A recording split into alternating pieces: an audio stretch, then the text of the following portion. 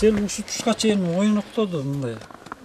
Бурганактап турганда ушул тушка чейин келди мынакей. Ийсертилди.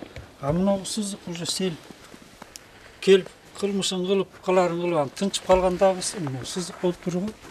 Алмаз Алапаевдин бул үйү жаздагы селден жабыркаган. Оор абалга кабылган Талас районунун Акжар айылынын тургунуна мамлекеттик камсыздандыруу уюму жардам берген. Себеби каарманыбыз жыл сайын турак жайын камсыздандырууну адатка айлантып, быйыл да унутпай эрте кам көргөн. Аракетине жараша сел каптагандан кийин 108 000 сом кенемти алып чыгымын жапкан.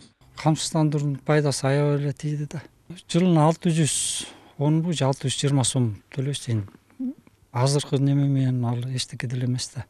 Мен мына 108 000 сом алдым. Ошо полдорума жарап кетти да. Үйдү бир сыйра ремонттоо энди.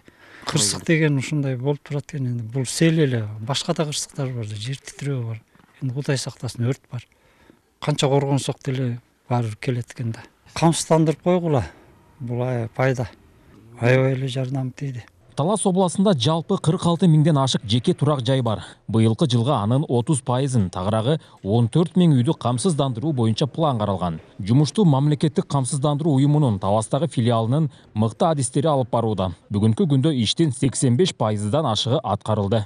Күжүрмөн ушул аракетибиздин негизинде, биздин команданын ушул ыкчам иш аракеттеринин негизинде Кудай буюрса жыл аягына чейин Талас облусу боюнча толук 14 000ден ашуун жеке турак жайлар камсыздалат.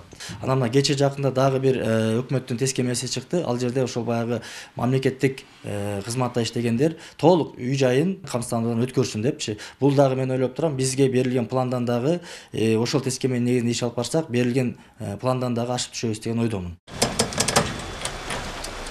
Белгилей кетсек, быйыл Талас областында селдин кесепетинен зыян тарткандар көп болду. Бирок адистердин айтымында аталган турак жайлардын басымдуусу камсыздандыруудан өткөн эмес. Ошол себептен облус боюнча 1 миллион сомго жакын гана кенемте төлөнгөн. Мындан арыда табигый кырсык катталса, бир гана камсыздандырылгандарга жардам берилерин адистер айтышат. Жазга маал өзүңүздөргө маалым болгондой, Бакай Ата районунда сел болуп, ошонун негизинде 73 турак жай жабыркаптыр.